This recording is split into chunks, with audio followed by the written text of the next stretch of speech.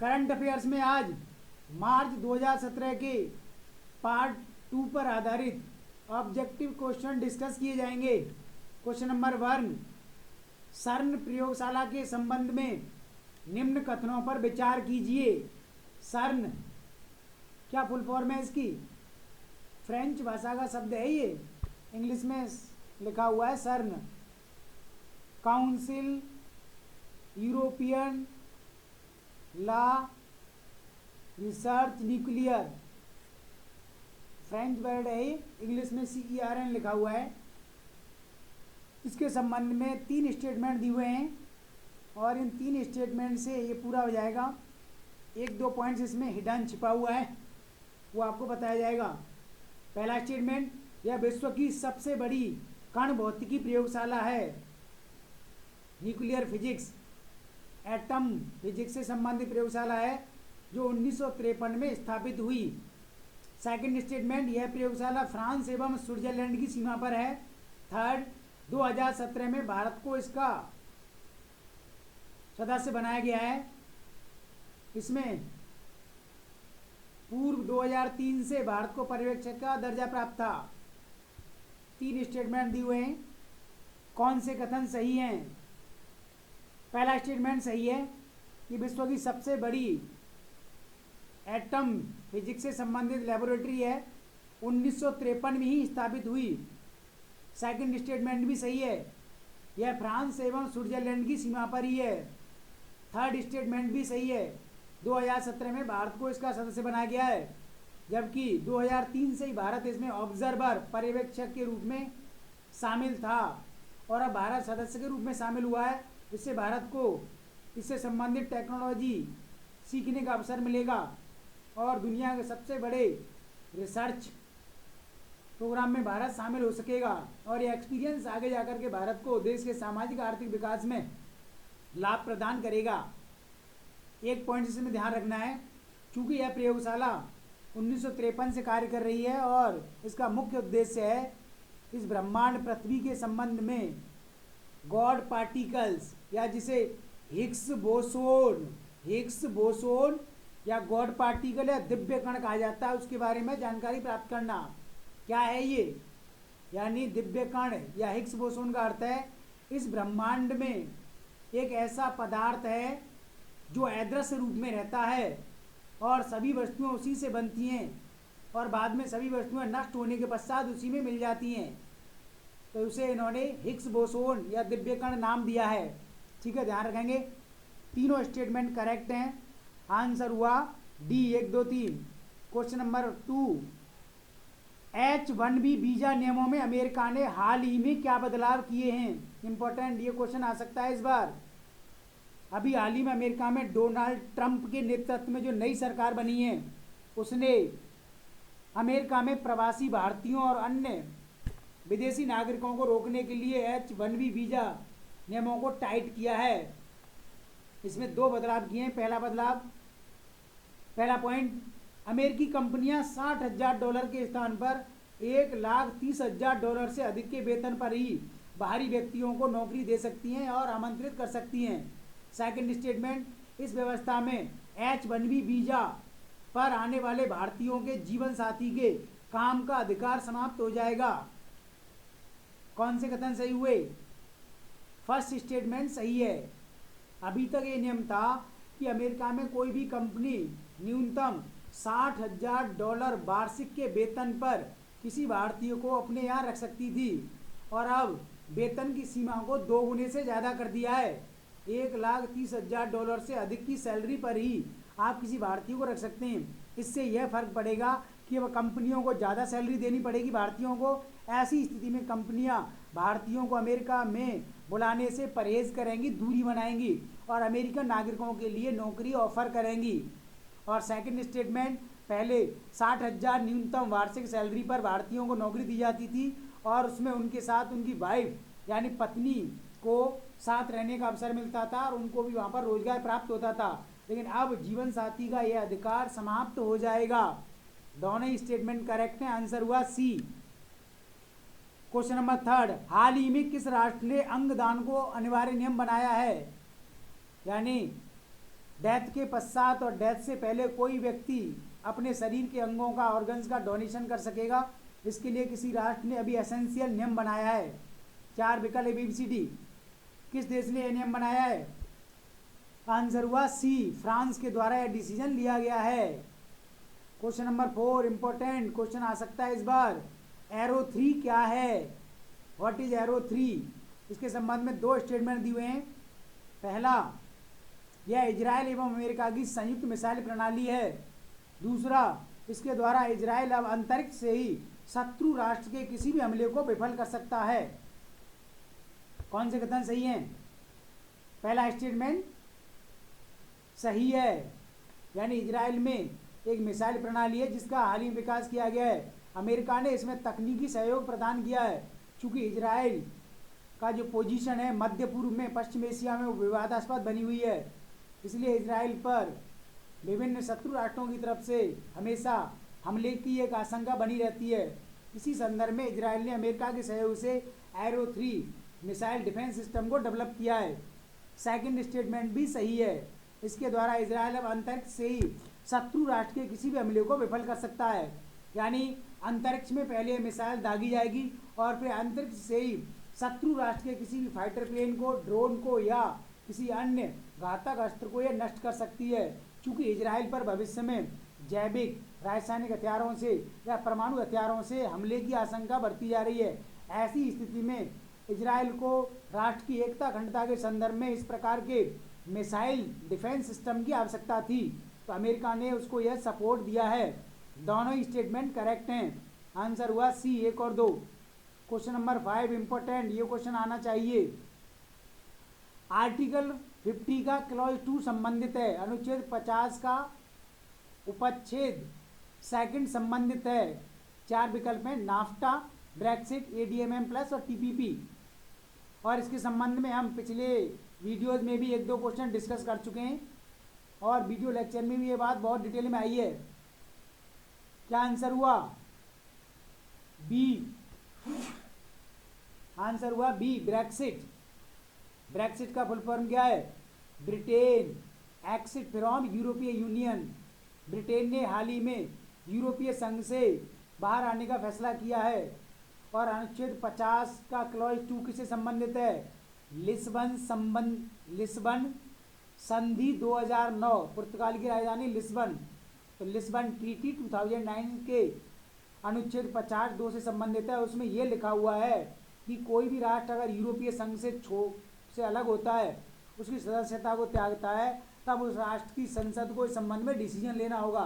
तो ब्रिटेन की संसद ने इस अनुच्छेद के अंतर्गत डिसीजन ले लिया है कि ब्रिटेन यूरोपीय संघ से अलग होगा। ठीक है, ध्यान रखेंगे इसको। क्वेश्चन नंबर 6, टीम इंडस को चंद्रमा पर अंतरिक्ष मिशन भेजने में तकनीकी मदद प्रदान की जाएगी। टीम इंडस, पिछले वीडियोज में हमने क्वेश्चन डिस्कस किया है इस पर।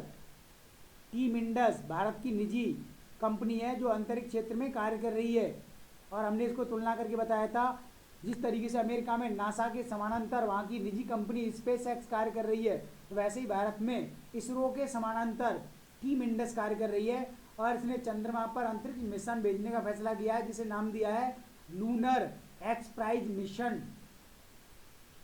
अगले वर्ष इसे भेजा जाएगा। तो कौन सा देश इसमें तकनीक मदद प्रदान करेगा? टीम इंडस और इसरो को फ्रांस। आंसर हुआ D. Question number 7 important, the Liaoning के बारे में क्या सही है? द लियाओनिंग के बारे में क्या सही है? क्या आंसर हुआ? The Liaoning. ABCD में से आंसर हुआ बी, चीन का एकमात्र विमान वाहक पोत। चीन के पास अभी कैरियर, वसल या वॉरशिप नहीं था, तो चीन ने हाल ही में इस प्रकार का विमान वाहक पोत बनाया है।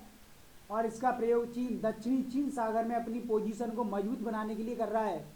क्योंकि दक्षिणी चीन सागर पर चीन का प्रभुत्व बढ़ता जा रहा है, ऐसी स्थिति में द लियाओनिंग पर वह फाइटर प्लेन को सेट कर सकता है, मिसाइल सेट कर सकता है, आर्मी को इसके माध्यम से यूज कर सकता है।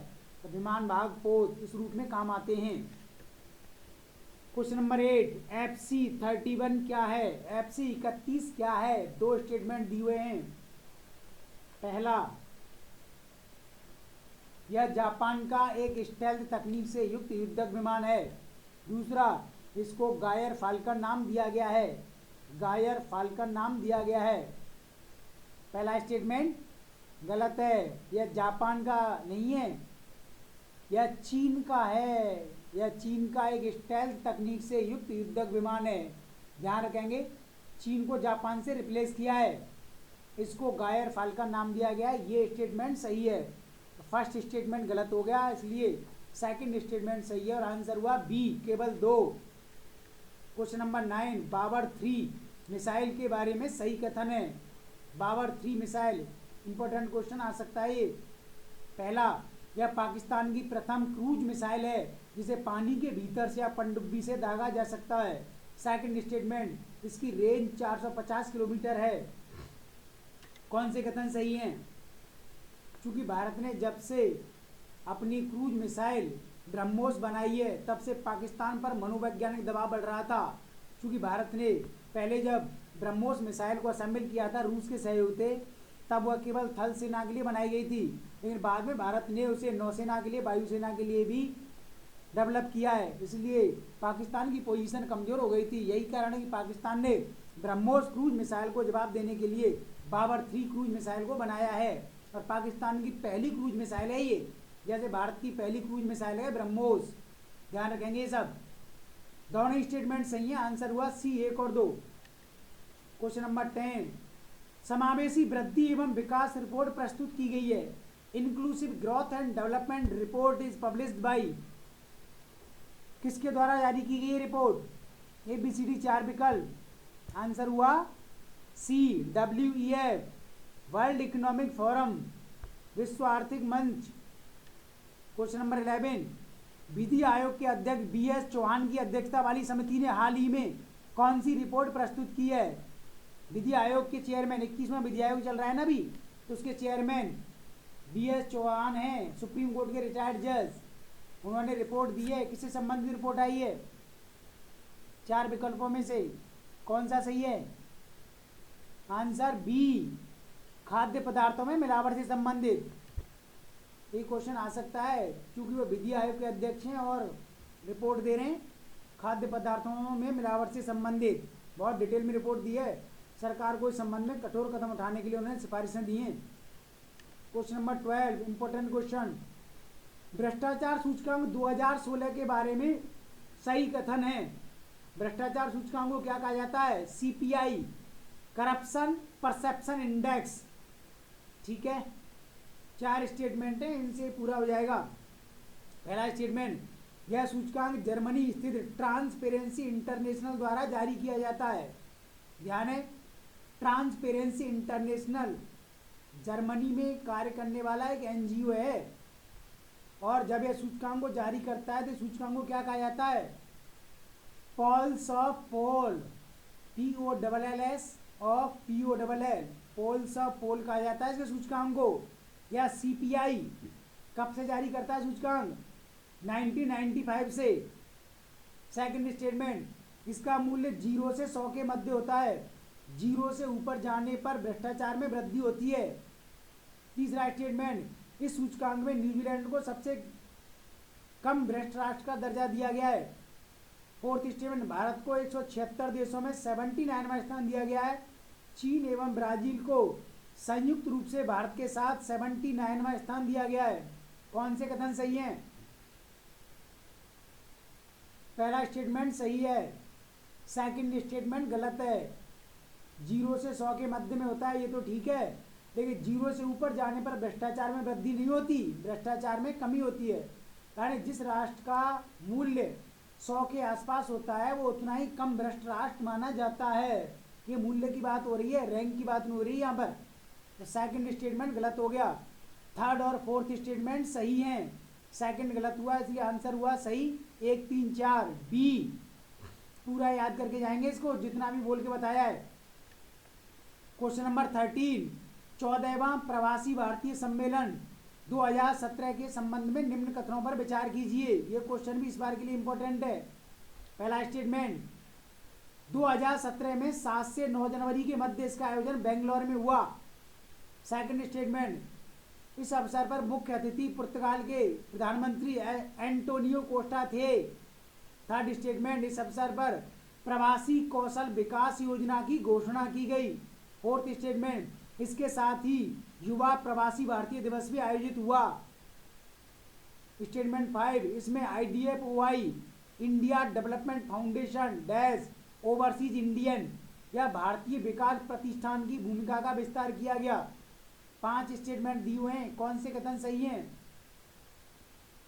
सभी स्टेटमेंट करेक्ट हैं, आंसर हुआ डी। ध्यान रखेंगे इसका, इस बार ये बेंगलोर में आयोजित हुआ है। और एक दो स्टेटमेंट जो आपको पता होना चाहिए, प्रवासी भारतीय सम्मेलन कब से शुरू हुए? 2003 से। किस समिति की सिफारिश पर? LM सिंघवी, लक्ष्मीमल सिंघवी समिति गठित की गई थी सन 2000 में, और इस समिति की रिपोर्ट आई थी 2002 में, और इस समिति की रिपोर्ट के आधार पर ही 2003 से ये सम्मेलन आयोजित हुए। ये बैकग्राउंड याद रखना है। और एक पॉइंट और, 2015 से अब ये निर्णय लिया गया है कि प्रवासी भारतीय सम्मेलन प्रति वर्ष आयोजित नहीं होंगे, हर 2 वर्ष के पश्चात आयोजित होंगे। ठीक है, तीसरे पॉइंट को गौर से देखो, क्या लिखा हुआ है? प्रवासी कौशल विकास योजना की घोषणा की गई है। क्या है योजना?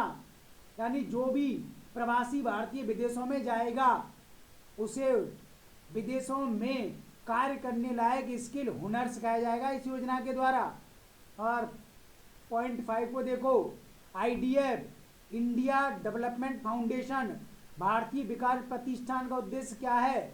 यानी प्रवासी भारतीय इसमें अपना फंड जमा करते हैं, स्वैच्छिक डोनेशन देते हैं, और उस डोनेशन से भारत में सामाजिक कार्य किए जाते हैं, शिक्षा, स्वास्थ्य, गरीबों के लिए विभिन्न योजनाएं। तो इसका हाल ही में विस्तार किया गया है, प्रवासियों से अधिक डोनेशन के लिए रिक्वेस्ट की गई है।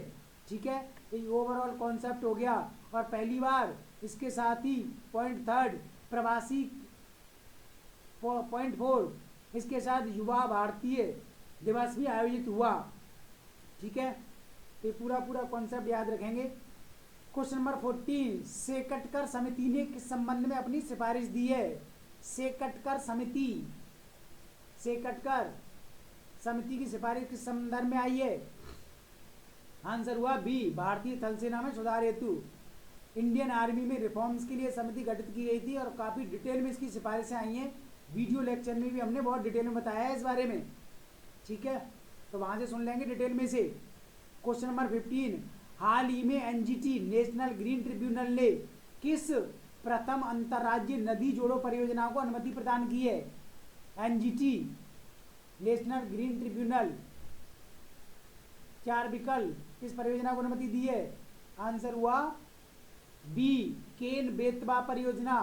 तो भारत की पहली नदी जोड़ो परियोजना भी है ये, केन बेतवा, उत्तर प्रदेश और मध्य प्रदेश के बीच में बुंदेलखंड क्षेत्र का विकास इस परियोजना के माध्यम से सबसे ज्यादा किया जाएगा।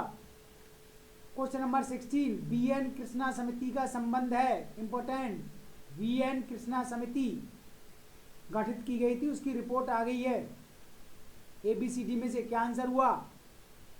आंसर हुआ बी, पंचाट तंत्र में सुधार। पंचाट तंत्र या मध्यस्थता तंत्र या आर्बिट्रेशन सिस्टम क्या होता है? यानी भारत में न्यायालयों में जब केस जाते हैं तब उस केस की स्क्रूटनी करने के लिए या न्यायालय में केस को प्रस्तुत करने से पहले एक पंचाट तंत्र बनाया जाता है, और उसमें दोनों पार्टियों के समक्ष डिस्कस किया जाता है, दोनों पार्टियों को कन्विंस किया जाता है कि आप केस को वापस ले सकते हैं, एग्रीमेंट कर सकते हैं। तो ओवरऑल भारत में जो आर्बिट्रेशन सिस्टम है उसमें फाइनेंस की कमी चल रही है, उसका सिस्टम सही तरीके से काम नहीं कर रहा, एम्प्लॉयज़ की कमी नहीं, एम्प्लॉयज़ की कमी बनी हुई है, और एम्प्लॉयज़ को स्किल भी सिखाया जाएगा। तो ओवरऑल आर्बिट्रेशन सिस्टम में सुधार के लिए समिति गठित की गई थी। Question number 17, important, cashless economy के संबंध में भीम की विशेषताएं। ये क्वेश्चन जरूर आएगा इस बार। भीम, कुंती का पुत्र भीम नहीं, खीर का भुक्खड़। भीम का फुल फॉर्म क्या है? भारत, BH से भारत, I से इंटरफेस, फॉर मनी, दोबारा सुनो, Bharat interface for money Bhim के संबंध में 5 स्टेटमेंट दिए हुए हैं और इनसे पूरा कवर हो जाएगा ये। पहला स्टेटमेंट, यह मोबाइल पेमेंट ऐप है जो पुराने यूपीआई एवं यूएसएसडी का ही परिष्कृत रूप है। सेकंड स्टेटमेंट, इसका विकास आरबीआई के अधीन कार्यरत एनपीसीआई ने किया है, national payment corporation of India ने किया है। थर्ड, यह बिना इंटरनेट के कार्य नहीं कर सकता। फोर्थ, यह केवल डेबिट कार्ड सुविधा उपलब्ध कराएगा। स्टेटमेंट 5, यह अधिकतम 30,000 रुपये तक ही ऑनलाइन भुगतान सेवा हेतु बनाया गया है। कौन से स्टेटमेंट सही हैं? भारत तेजी से कैशलेस इकोनॉमी की ओर मूव कर रहा है, उसी संबंध में यह भीम आरंभ किया गया है। फर्स्ट स्टेटमेंट करेक्ट है, सेकंड स्टेटमेंट भी करेक्ट है, थर्ड स्टेटमेंट रॉन्ग है। यह बिना इंटरनेट के कार्य नहीं कर सकता, कार्य कर सकता है। इसे इस तरीके से फ्रेम किया गया है कि बिना इंटरनेट के भी यह कार्य कर सकता है। फोर्थ स्टेटमेंट करेक्ट है, 5 स्टेटमेंट रॉन्ग है। 30,000 रुपये तक नहीं, 20,000 रुपये तक ही एक बार में ऑनलाइन पेमेंट की सुविधा उपलब्ध कराएगा। यद्यपि कुछ बैंकों को इसमें छूट दी गई है, जैसे एसबीआई, पीएनबी बैंक इसमें अधिकतम लिमिट तक पेमेंट की सुविधा दे सकते हैं, लेकिन भारत सरकार ने इसमें 20,000 रुपये की लिमिट रखी है। लेकिन कुछ बैंक अपने कस्टमर को इसकी लिमिट को बढ़ा सकते हैं, जैसे एसबीआई ने और पीएनबी ने बढ़ाया है। तो थर्ड और 5 स्टेटमेंट गलत हो गया। पहला और दूसरा और चौथा स्टेटमेंट सही हुआ। 1, 2, 4 आंसर हुआ बी। ये सभी याद करके जाएंगे इस तरीके से जो मैंने बोल के बताया है। क्वेश्चन नंबर 8, उन्नत भारत योजना का उद्देश्य है। उन्नत भारत योजना, क्या आंसर हुआ? आंसर हुआ बी, ग्रामीण क्षेत्र के विकास में तकनीकी सहयोग।